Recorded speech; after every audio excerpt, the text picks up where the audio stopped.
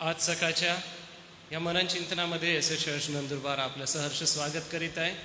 आपण 15 जूनपासून मंडळीच्या सर्व कार्यक्रमांना सुरुवात करीत असतो. त्या अनुषंगाने आजपासून दररोज सकाळी सकाळचं मनन चिंतन असेल. तर मंडळी, आपल्या सगळ्यांना ख्रिस्त येशूमध्ये मी आमंत्रित करतो. एक सुमधुर गीत जे सर्वांच्या परिचयाचं आहे, विजय संगीत गीत क्रमांक 8 आणि उपासना संगीत गीत क्रमांक 102 स्तव तुझा करू द्यावा, हे सुखाच्या उपमा आपण गाऊया.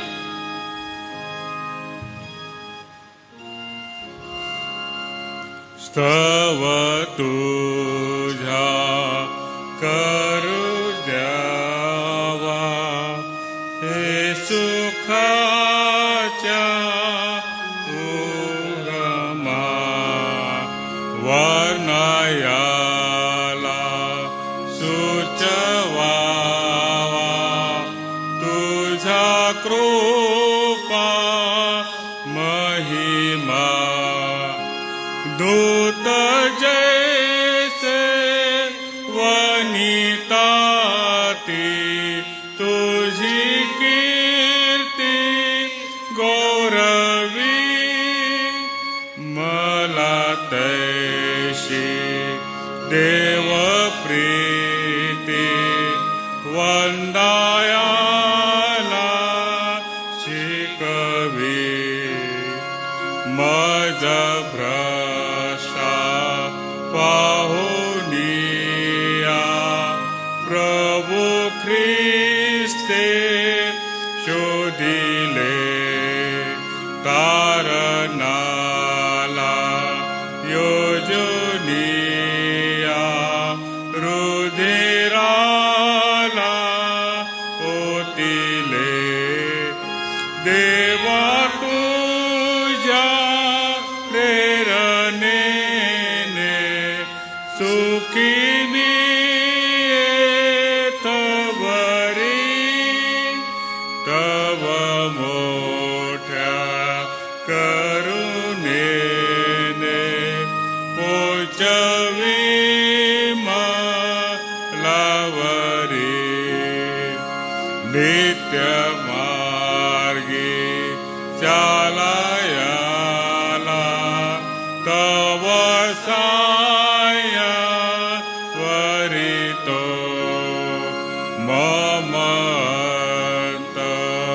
करणाला प्रेमे ओढी प्रार्थितो, पथ सोडून देताना मन माझे स्थिरावी, मला शिका मारुनिया प्रभु तुझा ठरवी.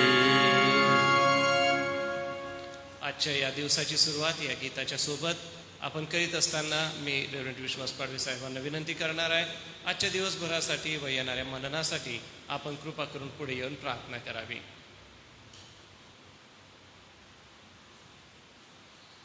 आमच्या स्वर्गीय जिवंत आणि थोर देव बापा, आजच्या या नवीन दिवशी पुन्हा एकदा आम्ही तुझ्या नावाला धन्यवाद देतो, तुझे आभार मानतो आणि तुझी स्तुती करतो. आमचं शैक्षणिक वर्ष प्रभू या दिवसापासून सुरुवात होत असताना आणि संस्थेचं कामकाज, मंडळांचे सेवा कार्य या सर्वांची प्रभू एक नव्याने सुरुवात आणि नव्याने सांगड घालत असताना प्रभू देव बापा, या संपूर्ण दिवसांमध्ये तू आमचा प्रतिपाळ केलास. गेल्या दिवसांमध्ये प्रभू कठीण अशा उष्णतेमध्ये देखील तू आमचा सांभाळ केलास आणि प्रभुदेव बापा, तू आमच्यावर विशेष कृपा केलीस आणि सर्व प्रकारच्या वाईट गोष्टींपासून तू आमचं रक्षण केलंस. आम्ही तुझे आभार मानतो आणि तुझी स्तुती करतो. प्रभुदेव बापा, आजच्या दिवशी पुन्हा एकदा प्रभू आम्ही नव्याने सुरुवात करत असताना तुझं गीत गाणं, तुझं वचन ऐकणं, त्यावर चिंतन मनन करणं, मंडळीसाठी आणि जगासाठी प्रार्थना करणं, प्रभू या सर्व सेवा कार्यातून पुन्हा एकदा प्रभू तू आम्हाला एक नवीन शक्ती द्यावीस, नवीन दृष्टांत द्यावा, नवीन रीतीने प्रभू तुझ्यामध्ये चालण्याची आम्हाला इच्छा व्हावी. म्हणून प्रभुदेव बापा, आम्ही तुला प्रार्थना आणि विनंती करतो. आजच्या या भक्ती आराधनेमध्ये प्रभू आम्ही तुला आमंत्रण देतो यासाठी की देव बापा तू आहेस. तर प्रभू देव बापा आम्ही तुला ओळखावं, तुला जाणावं. आमच्या अंतःकरणामध्ये प्रभू तुझं वास्तव्य, तुझी सहभागिता असावी आणि प्रभू तुझं वचन आणि तुझं गीत गाणं आमच्यासाठी प्रभू एक नवीन उमेदीचं असावं. म्हणून प्रभू आम्ही तुला प्रार्थना आणि विनंती करतो. आज पुन्हा एकदा प्रभू तुझ्या वचनातून प्रभू आम्ही ऐकत असताना तुझ्या दासाला प्रभू देवपा तुझा स्पर्श कर, पवित्र आत्म्याचा दुप्पट वाटा दे आणि त्यांच्याकडून येणारं वचन पुन्हा एकदा आमच्यासाठी आत्मा आणि जीवन तू असं होऊ दे. आणि त्याद्वारे प्रभू आम्ही आमचे मार्ग शोधावे, तपासावे आणि तू नेमून दिलेल्या मार्गावरून आम्ही चालावं. असंच तू दयेने आणि कृपेने कर अशी आम्ही तुला प्रार्थना आणि विनंती करतो. ही लहानशी भक्ती आराधना आम्ही तुझ्या स्वाधीन करतो. येशूच्या नावाने ही प्रार्थना केली म्हणून तू आहे. आमेन. धन्यवाद पाच साहेब. आज सकाळी मननचिंतनासाठी आपण मत्तयाचं शुभवर्तमान 6वा अध्याय काढूया. मत्तयाचं शुभवर्तमान अध्याय 6 व या 6व्या वचनामध्ये 25 ते 34 या वचनाकडे आपलं लक्ष मी घेऊन जाऊ इच्छितो. 6वा अध्याय 25 ते 34 वचन. यास्तव मी तुम्हाला सांगतो की आपल्या जीवाविषयी म्हणजे आपण काय खावे व काय प्यावे आणि आपल्या शरीराविषयी म्हणजे आपण काय पांघरावे याची चिंता करीत बसू नका. अन्नापेक्षा जीव आणि वस्त्रापेक्षा शरीर अधिक आहे की नाही. आकाशातील पाखरांकडे निरखून पहा. ती पेरणी करीत नाहीत, कापणी करीत नाहीत की कोठारात साठवीत नाहीत, तरी तुमचा स्वर्गीय पिता त्यांना खावयास देतो. तुम्ही त्यापेक्षा श्रेष्ठ आहात की नाही. चिंता करून आपल्या आयुष्याची दोरी हातभर वाढवाव्यास तुमच्यापैकी कोण समर्थ आहे. तसेच वस्त्राविषयी का चिंता करीत बसता. रानातील फुले पहा, ती कशी वाढतात. ती कष्ट करीत नाहीत व सूत कातीत नाहीत. तरी मी तुम्हाला सांगतो, शल्मोन देखील आपल्या सर्व वैभवात त्यातल्या एकासारखा सजला नव्हता. जे रानातले गवत आज आहे व उद्या पडते, त्याला जर देव असा पोशाख घालतो, तर अहो तुम्ही अल्पविश्वासी, तो विशेष करून तुम्हाला पोशाख घालणार नाही काय. यास्तव काय खावे, काय प्यावे, काय पांघरावे असे म्हणत चिंता करीत बसू नका, कारण ही सर्व मिळवण्याची धडपड परराष्ट्रीय लोक करीत असतात. तुम्हाला या सर्वांची गरज आहे हे तुमचा स्वर्गीय पिता जाणून आहे. तर तुम्ही पहिल्याने त्याचे राज्य व त्याचे नीतिमत्व मिळवण्यात झटा, म्हणजे त्याच्याबरोबर ह्याही सर्व गोष्टी तुम्हाला मिळतील. यास्तव उद्याची चिंता करू नका, कारण उद्याची चिंता उद्याला, ज्या दिवसाचे दुःख त्या दिवसाला पुरे. आता या ठिकाणी आम्हाला एक गोष्ट फार महत्त्वाची समजून येते, ती म्हणजे आम्ही जीवनातल्या महत्त्वाच्या गोष्टी ओळखल्या पाहिजे. चिंता करू नये हा जरी मूळ गाभा या वचनांमध्ये असला तरी आपण महत्त्व कोणत्या गोष्टीला देतो, मौल्यवान अशा कोणत्या गोष्टीला आपण समजतो, ते महत्त्वाचं आहे. वचन म्हणतं की आम्ही चिंता करत बसू नये खाण्याविषयी आणि पिण्याविषयी. या आहे आमच्या दैहिक जीवनातल्या गोष्टी. आणि या दैहिक जीवनातल्या गोष्टी आम्हाला याची आठवण करतात की आम्ही काय खावं, काय प्यावं, काय पिऊ नये किंवा कसं आम्ही आमचं जीवन जगावं. महत्त्वाचा मुद्दा येथे हा आहे की आम्ही महत्त्व कोणत्या गोष्टीला देत आहोत. आमच्या शारीरिक गरजांना महत्त्व देत आहोत की आमच्या आत्मिक गरजांना महत्त्व देत आहोत. आमच्या आत्मिक गरजा म्हणजे काय, तर प्रार्थना करणे, पवित्र शास्त्र वाचणे, उपवास समयामध्ये वेळ घालवणे, चर्चच्या मंडळीच्या उपस्थितीमध्ये आम्ही सहभागी होणे, विश्वासणाऱ्यांच्या भेटी घेणे, कोणी आजारी असल्यास त्यांना जाऊन भेटणे. यांच्याद्वारे आमचा ख्रिस्तीपणा हा पुढे आणि पुढे वाढत जातो. मग आम्ही महत्त्व कोणत्या गोष्टीला देत आहोत. आज जर आम्ही आमच्या वैयक्तिक जीवनाला महत्त्व देत असू तर ते देवाच्या दृष्टीने योग्य नाही. देवाच्या दृष्टीने योग्य हे आहे की नांगराला हात घालून मागे न पाहणे. देवाच्या दृष्टीने योग्य हे आहे की आम्ही प्रतिदिवशी आपला वधस्तंभ वाहावा. आम्ही प्रतिदिवशी आमचा वधस्तंभ वाहत नाही. याला कारण असं आहे की आम्ही कुठेतरी एका महत्त्वाच्या गोष्टीला जास्त महत्त्व दिलेलं आहे. आज कामं पुष्कळ आहेत. सकाळी उठल्यापासून सायंकाळी झोपेपर्यंत आम्हाला काय करायचं आहे आम्ही ठरवून ठेवतो आणि त्यानुसार आम्ही आमचं काम करतो. त्यानुसार आम्ही आमच्या सर्व गोष्टी पणास लावतो. परंतु आज आपल्याला प्रोत्साहन देऊ इच्छितो की आपण महत्त्व कोणत्या गोष्टीला देता ह्याचा बारकाईने विचार करा. बरं, आता 26वे वचन बघा. पाखरांकडे बघा, पक्ष्यांकडे बघा, पुरवठा करणारा परमेश्वर कसा आहे? गवताकडे बघा किंवा फुलांकडे तुम्ही बघा, पुरवठा करणारा कसा आहे? आमचा पुरवठा करणारा आमचा परमेश्वर पिता आहे. निसर्गाला त्याने निर्माण केलं. निसर्गाकडे बघितलं असता निसर्गातल्या वनांकडे, फुलांकडे, समुद्राकडे ज्या वेळेला आम्ही बघतो मन आनंददायक होतं. पुष्कळ वेळेला आपण सहलीला जातो, एक छोटीशी पिकनिक आपण करतो. याला कारण हेच आहे की दिवसभरातल्या कामांमध्ये आम्ही थकून गेलेलो असतो आणि ही दिवसभरातली थकलेली जी कामं आहेत, आमचं जे रुटीन आहे त्यामधून थोडंसं बाहेर निघावं आणि बाहेर निघून आम्ही काहीतरी चांगलं काम करावं असं आपल्या मनात असतं. आणि हे चांगलं काम करणं आपल्या मनात असल्यामुळे आम्ही थोडंसं फेरफटका मारायला बाहेर जातो. त्याचा परिणाम असा होतो की हे निसर्गरम्य वातावरण बघून आमच्या मनाला स्फूर्ती येते, एक प्रकारचा आनंद वाटतो आणि हा आनंद आम्हाला देवाच्या सानिध्यामध्ये घेऊन जातो. हा आनंद आम्हाला मोठा आशीर्वाद देतो आणि हा आशीर्वाद आम्हाला देवाच्या समक्षतेमध्ये चालवण्यासाठी मदत करतो. पहिली गोष्ट आहे, आपण महत्त्व कोणत्या गोष्टीला देत आहोत हे तपासूया. दुसरी गोष्ट, आम्हाला पुरवठा करणारा आमचा प्रभू परमेश्वर आहे. तो सामर्थ्याने भरलेला आहे. अद्भुत सामर्थ्य त्याच्याकडे आहे. इतकं चांगलं सामर्थ्य त्याच्याकडे आहे की तो आकाशातील पक्ष्यांना पुरवतो, तर तो तुम्हाला देणार नाही का? एक विचार करा की मी माझं महत्त्व जर माझ्या वैयक्तिक कामांना दिलं आणि त्यामध्ये जर परमेश्वराचं मार्गदर्शन जर मी घेतलं नाही तर ते माझ्या वैयक्तिक जीवनासाठी किती घातक असणार आहे.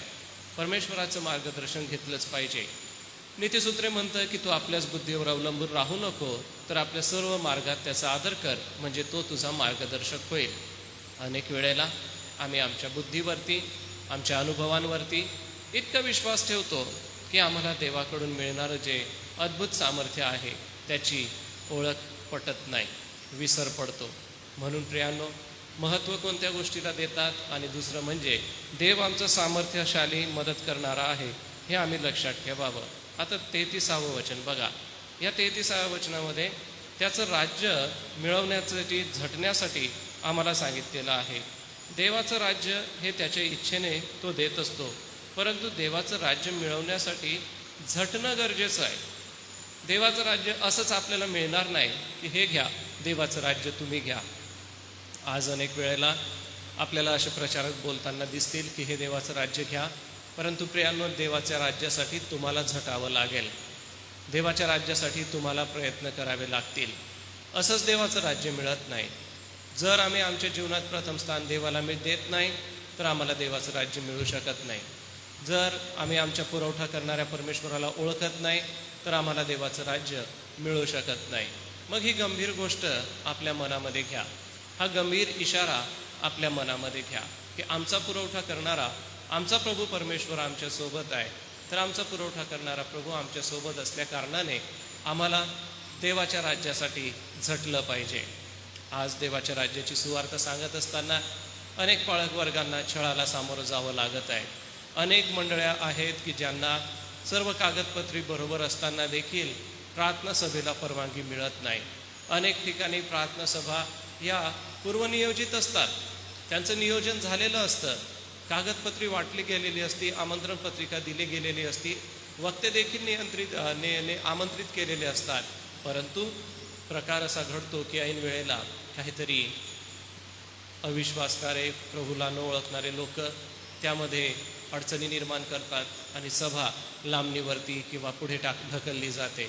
प्रियजन हो, मग अशा वेळेला तुम्हाला आणि मला देवाच्या राज्यासाठी झटलं पाहिजे. आता आपल्याला सांगून असं चालणार नाही की जाऊ द्या, बघून घेऊ किंवा करून घेऊ. नाही प्रियांनो, कायद्याने आपल्यालाही वाटा दिलेल्या आहेत. कायद्याच्या चौकटीत आपण राहू, परंतु या कायद्याच्या चौकटीत राहत असताना आपल्यालाही मोकळीक दिलेली आहे. आपणही आज बोललं पाहिजे. ख्रिस्ती विश्वासणारे बोलत नाही म्हणून आपण त्यांच्या सभा उद्ध्वस्त करू शकतो असं जर कोणाला वाटत असेल तर प्रियांनो, देवाचं सामर्थ्य आपल्यासोबत आहे हे विसरू नका. देवाचं सामर्थ्य इतकं मोठं आहे की एलिया आणि अलिशा यांच्या जीवनाकडे तुम्ही बघा. देवाने आपले स्वर्गदूत अग्निज्वालेसारखे पाठवले आणि मग ते सर्व सैनिक पळून गेले. इतकं मोठं सामर्थ्य आमच्या प्रभू परमेश्वराचं आहे. एवढंच नव्हे तर आमचा प्रभू परमेश्वर बालदैवताच्या त्या मोठ्या उपासना करणाऱ्या समूहाला कशा रीतीने प्रभू परमेश्वर उत्तर देतो ते देखील आपण जुन्या करारामध्ये वाचतो. मग प्रियांनो, देवाच्या राज्यासाठी आज तुम्ही झटत आहात का याचा विचार करा. संयोजक बघून घेतील, आयोजक बघून घेतील, अमुक अमुक पाळक बघून घेतील, असं चालणार नाही प्रियांनो. आज तुम्हाला आणि मला प्रत्येकाला वैयक्तिक रीतीने ही जबाबदारी स्वीकारावीच लागेल की मला वैयक्तिक रीतीने या मंडळीसाठी झटलं पाहिजे. मला मंडळीसाठी किंवा चर्चच्या प्रत्येक सभासदासाठी मी मदत केलीच पाहिजे, हा विश्वास तुमच्या मनात आलाच पाहिजे. थोडंसं पुढे गेल्यानंतर 34वं वचन बघा की आम्ही चिंता न करता, उद्याची चिंता न करता, ज्या दिवसाचं दुःख त्या दिवसाला पुरे. याचा अर्थ असा की भविष्यामध्ये समस्या उद्भवतील, परंतु आज मी त्याच्यासाठी काय करत आहे. आजचा दिवस जो देवाने दिलेला आहे त्याकडे लक्ष द्या. उद्याची चिंता करू नका, परंतु उद्यासाठी आज आपलं काय नियोजन आहे. मंडळीसाठी आज आपलं काय नियोजन आहे, आपल्या कुटुंबासाठी, आपल्या वैयक्तिक जीवनासाठी काय नियोजन घेऊन तुम्ही चालत आहात, गंभीरपणे विचार करा. आज जर आपल्याला नियोजन नाही, नियोजन शून्य असं जीवन जर आपण जगत असू, तर हे नियोजन शून्य जीवन आपल्याला तर आपल्याला अडचणीत आणेल, आपल्या कुटुंबियांनाही अडचणीत आणेल. आणि आपल्या कुटुंबियांना अडचणीत आणलं तर ती गोष्ट आपल्यासाठी आणि आपल्या समाजासाठी फार घातक अशी ठरेल. बघा, या देवाच्या पवित्र वचनातून मननचिंतन करीत असताना आपण ह्या गोष्टी शिकत आहोत की चिंता करू नका. हा जरी मूळ गाभा ह्याच्यामध्ये असला तरी आम्ही चिंतेला महत्त्व देतोय की देवावरील विश्वासाला महत्त्व देतोय, कोणत्या गोष्टीला महत्त्व देतो, हा प्रश्न आज मी तुमच्या अंतःकरणामध्ये सोडून जात आहे. आपलं महत्त्व कोणाला आहे. दुसरी गोष्ट म्हणजे या ठिकाणी पुरवठा करणारा जो परमेश्वर आहे त्याच्याकडे तुमचं लक्ष आहे की आपल्या बुद्धीवरती आपलं लक्ष आहे, आपल्या अनुभवावरती आपलं लक्ष आहे. कारण की जीवनामध्ये आम्हाला इतके अनुभव येत असतात, ते अनुभव आम्हाला शिकवत असतात की आम्ही कसं वागलं पाहिजे, काय केलं पाहिजे. आणि हे शिकलेले अनुभव आम्हाला कधीकधी देवापासून दूरही घेऊन जातात. का दूर घेऊन जातात? कारण आम्ही आमच्याच बुद्धीवर अवलंबून राहतो आणि देवाचं सामर्थ्य बाजूला ठेवतो. मग आज आपण देव जो सामर्थ्यशाली आहे त्याचं सामर्थ्य घेत आहात की आपण आपल्या बुद्धीवर अवलंबून आहात, हा दुसरा प्रश्न आपल्या मनामध्ये घ्या. तिसरा प्रश्न म्हणजे आम्ही देवाच्या राज्यासाठी धडपड करत आहोत का, कष्ट करत आहोत का, मंडळीसाठी मेहनत करीत आहोत का. मंडळीसाठी बसून प्रार्थना जरी केल्या तरी ते फार महत्त्वाचं आहे. कारण की आपलं युद्ध रक्तमांसाबरोबर नव्हे तर या अंधकारातल्या समूहाबरोबर आहे. आणि या अंधकारातल्या समूहाबरोबर, या अंधकाराच्या अधिपतीबरोबर आहे. तर प्रार्थनेनेच त्याच्याबरोबर युद्ध करावं लागेल. मग आज आपण गृहिणी असा, आज आपण घरी सेवानिवृत्त असा, किंवा आज आपण आपल्या आरोग्यामुळे कदाचित बाहेरची कामं करू शकत नसाल, तर एक करा, मंडळीसाठी, मंडळीच्या पाळक लोकांसाठी आणि जे प्रियजन सुवार्थ प्रचारासाठी विविध क्षेत्रामध्ये जातात त्यांच्यासाठी आपण प्रार्थना करा. कारण की प्रार्थना जी आहे ती आम्हाला सैतानाची बंधनं तोडायला मदत करते आणि स्वर्गीय राज्यासाठी झटण्यासाठी प्रार्थना करणं गरजेचं आहे. आणि चौथी व शेवटली गोष्ट म्हणजे आम्हाला आजच्या दिवसाला काहीतरी नियोजन करायचं आहे. आम्हाला जर पुढे सभा घ्यायची आहे तर त्याचं नियोजन आजच करावं लागेल. आम्हाला जर प्रतिसाद देणारे गट दिसत आहे, एखादा समुदाय आहे की जो प्रभूवर विश्वास ठेवतो, तर त्या समुदायासाठी आजच प्रयत्न करावे लागेल. उद्या बघू, नंतर करू, तर तो उद्या आणि नंतर कधीच येत नाही. एक एक दिवस आम्ही टाळाटाळ करू तर प्रियांनो ती काही योग्य गोष्ट नाही. तर मग आज आपलं नियोजन काय आहे, आज आपल्या मंडळीसाठी, आपल्या वैयक्तिक जीवनासाठी काय नियोजन आहे. आपण आज मनात घेऊया की मी पवित्र शास्त्र पूर्ण वाचेल. आज आपण आपल्या मनात असा निर्णय घेऊया की मी दररोज 3दा तरी प्रार्थना करेल. आज आपण आपल्या मनात असा प्रश्न घ्या की जे मंडळीत आजारी आहे त्या आजारी लोकांना मी नक्की भेटायला जाईन आणि त्यांची भेट घेईन. आज आपण आपल्या मनात असं घ्या की जे लोक चर्चला येत नाही अशांची मी भेट घेईन व त्यांनी चर्चला यावं म्हणून मी त्यांना प्रोत्साहित करेल. आज आपण आपल्या मनामध्ये असं घ्या की मी पवित्र शास्त्राचा खूप बारीक अभ्यास करेल आणि ऐकणाऱ्या सगळ्यांना देवाचं वचन समजवून सांगेल. बघा, ह्या गोष्टी आम्हाला प्रोत्साहन देतात, ह्या गोष्टी आम्हाला शिकवतात. तर मग ह्या 4 महत्त्वाच्या प्रश्नांना आज मी आपणासमोर सोडत आहे. देवाचं सामर्थ्य आणि सोबतच आपण कोणत्या गोष्टीला महत्त्व देता, देवाच्या राज्यासाठी झटता का आणि आज तुम्ही काय करत आहात, ह्या 4 गोष्टी आपल्या मनामध्ये घ्या आणि हे मनन चिंतन आपल्या अंतःकरणामध्ये ठेवून त्यानुसार आपलं जीवन जगा. प्रभू देव बाप आपणाला या पवित्र वचनाच्या द्वारे आशीर्वादित करो आणि देवाचा जो शुद्ध पवित्र निरोप आपल्याकडे आलेला आहे या वचनानुसार जीवन जगून आपण प्रभूचं गौरव करू आणि देवाला धन्यवाद आपल्या जीवनाच्या द्वारे देऊ. आजच्या या सकाळसाठी प्रभू परमेश्वराला धन्यवाद असो. सगळ्यांच्या वतीने आदरणीय डॉक्टर रेव्हरंड जे.एच. पठारे पाळक साहेब आहे ते यांना मी विनंती करेन की आपण पुढे यावं, प्रार्थना करावी. पाळक साहेबांच्या प्रार्थनेनंतर प्रभूची प्रार्थना म्हणू आणि पाळक साहेब स्वतः आपल्याला आशीर्वाद देतील. गीत गायन करू आणि उद्याच्या सूचना घेऊन मग समाप्त करू. हे छोटंसं मन देवबाप आपल्या सगळ्यांसाठी आशीर्वादाचं करू.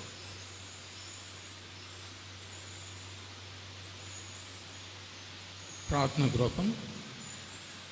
आमच्या गौरवी प्रेमळ पिते, आम्ही पुन्हा एक वार मनापासून तुला धन्यवाद देतो. या वर्षाची सुरुवात प्रभू शाळा कॉलेजेस नव्याने सुरू झालेल्या आहेत. त्याचबरोबर प्रभू आम्ही जो मध्यंतर घेतला आणि प्रार्थना आमच्या स्थगित केल्या आणि पुन्हा एक वार या जून महिन्याच्या या मध्यंतरी या प्रार्थनेच्या आमच्या या मनाला तू आराम केलास त्याबद्दल तुझा आभार मानतो. प्रभू आज आम्ही तुझा आभार मानतो या नवीन दिवसाबद्दल. प्रभू आजपासून आम्ही पुन्हा एक वार तुझ्या मंदिरात मनन चिंतन करण्यासाठी थोडा वेळ प्रार्थना करण्यासाठी एकत्र येत असताना प्रभू आज सकाळी तुझ्या दासाने जे पवित्र वचनामधून जे मनन आमच्यासाठी या पवित्र वचनांमधून ठेवलेलं आहे प्रभू, या जगामध्ये तू असताना तू आम्हा मानवांना या गोष्टी ज्या सांगितल्या शिकवल्या त्यामधून ही वचनं आम्ही वाचली असताना खऱ्या अर्थाने प्रभू आम्हाला दैहिक आणि आत्मिक या दोन्ही गोष्टी तू आमच्यासमोर ठेवलेल्या आहेत. आणि मानव प्रभू या देहाची या दैहिक जीवनाची इतकी काळजी करतो आणि प्रभू चिंताक्रांत होऊन प्रभू व्यर्थ आपल्या जीवनाचा नाश करून घेतो. परंतु प्रभू ज्या आत्मिक गोष्टी आहेत, वरील गोष्टी आहेत त्या प्राप्त करण्यासाठी जो झटतो त्याला प्रभू स्वर्गीय आणि या जगातल्या गोष्टी देखील तू पुरवतोस. हे अनेक उदाहरणादाखल तू आम्हाला शिकवलेलं आहे. तुझे आभार मानतो. म्हणून प्रभू आज आम्ही प्रार्थना करतो की या दिवसामध्ये आम्ही सर्व आमची काळजी चिंता तुझ्यावर सोपवून प्रभू आम्ही तुझ्या मार्गाने चालून तुला अधिक प्रसन्न करण्यासाठी हा प्रार्थनेचा मार्ग अवलंबण्यासाठी तू आम्हाला एक नवीन उत्तेजन मार्गदर्शन दिलंस. तुझा आभार मानतो. म्हणून प्रभू या वर्षामध्ये आम्ही तुझ्याबरोबर चालत असताना तू आमचा हात धर आणि आम्हाला सातत्य दे आणि एकत्र येण्याने प्रभू या प्रार्थना करण्यात तुला गौरव मिळू दे. आमच्या SM ट्रस्टच्या सेवा करासाठी मंडळांसाठी तुझ्या दासांसाठी आणि विश्वासणाऱ्यांसाठी या मंदिरातून नित्य प्रार्थना होत असताना ह्या सर्व प्रार्थना विनंत्या तू स्वर्गातून ऐक आणि देवापा तुझं आत्मिक आशीर्वाद जे आमच्यासाठी ठेवलेले आहेत त्याचा वर्षाव तू कर. प्रभू आज आम्ही तुझे आभार मानतो. आज सकाळी जे आनंदाची बातमी सर्व जगासाठी आहे प्रभू, जे युद्ध इस्रायल आणि इराणमध्ये सुरू होतं, अमेरिका आणि इतर राष्ट्र देखील त्यामध्ये गुंतलेली होती, जी जीवितहानी प्राणहानी झालेली आहे आणि प्रभू ते शांततेचा करार होऊन गेला त्याबद्दल धन्यवाद देतो. पुन्हा तो करार मोडला जाऊ नये आणि शांततेने या राष्ट्रांनी प्रभू सुव्यवस्था बाळगावी म्हणून प्रभू तुझी कृपा सर्वांवर तू दे. आम्ही इराण आणि अमेरिका आणि इस्रायलसाठी प्रार्थना करतो. त्या सर्व देशाच्या या पुढाऱ्यांसाठी प्रभू समंजसपणाचा आत्मा, शहाणपणाचा आत्मा, ज्ञानाचा आत्मा दे. आणि देवापा या जगावर जे मोठं महागाईचं बिकट संकट आलेलं होतं ते नष्ट केलं. तुझा आभार मानतो. पुन्हा आमची प्रार्थना आहे की देवापा जरी या गोष्टी घडणार आहेत त्या तुझ्या वचनानुसार त्या घडत राहतील. आम्ही भयभीत न होता प्रभू त्याकडं सावध व्हावं, कारण प्रभू तू लवकर येणार असा आमचा विश्वास आहे. आणि म्हणून तुझ्या आगमन दिनापर्यंत आम्ही सदैव प्रभू प्रार्थनेमध्ये जागृत राहावं असा आत्मा तू आम्हा सर्वांना तू दे. नव्याने आमच्या शाळा सुरू झालेल्या आहेत.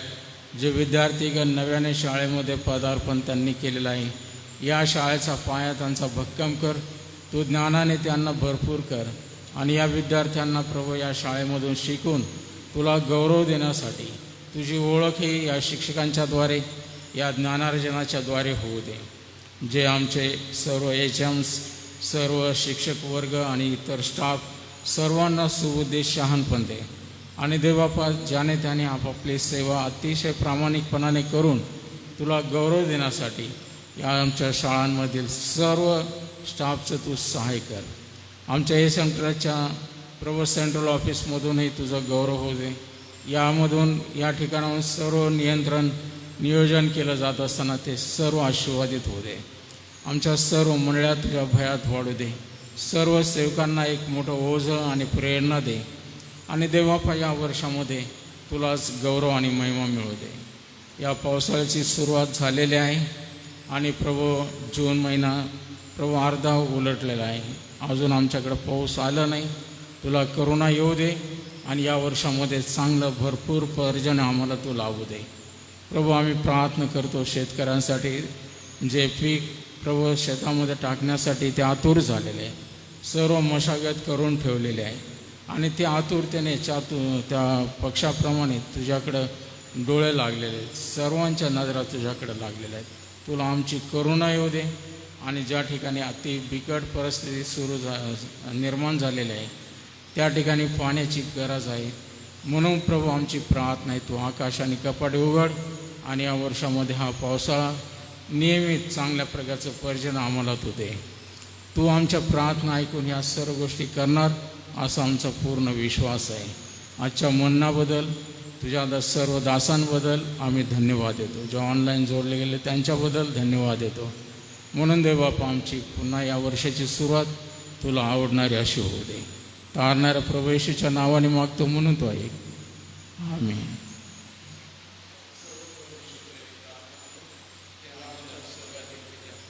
तुझे नाव पवित्र मानले जावे. तुझे राज्य येवो. जसे स्वर्गात तसे पृथ्वीवरही तुझ्या इच्छेप्रमाणे आमची रोजची भाकर आज आम्हास दे. आणि जसे आम्ही आमच्या गुन्ह्याला सोडितो तसेच तू आमच्या गुन्हे आम्हाला सोड. आणि आम्हास परीक्षेत आणू नकोस तर आम्हास तू वाईटापासून सोड. कारण हे राज्य सामर्थ्य आणि बळ हे सर्व काळाला तुझेच आहे. आमेन. बाळासाहेब आशीर्वाद देतील. आणि आता आपल्या तारणाऱ्या प्रभू येशू ख्रिस्ताची कृपा, देवबापाची प्रीती आणि पवित्र आत्म्याची गोड संगती या सर्व प्रार्थना योद्ध्यांबरोबर, जो ऑनलाईन जोडले गेलेले त्या सर्वांबरोबर आणि जे आमचे परदेशामध्ये शिकणारे विद्यार्थी आहेत त्यांच्याबरोबर, देवाची मंडळी आणि इस्रायल राष्ट्र याबरोबर आता आणि सदा सर्व काळ असो. आमेन. ख्रिस्त पवित्र शांती सत्प्रीति ते शोभा सौंदर्य माझिया जीवनी येशू पवित्र तू शुद्ध मज करे तुझे सौंदर्य दिसो या जीवनी. आमेन. उद्यासाठी सूचना आहे. उद्याचं जे मनन आहे ते सन्मान्य डॉक्टर रेव्हरंड J.H. पठारे पाळक साहेब यांच्याकडून असेल. सर्वांना सलाम.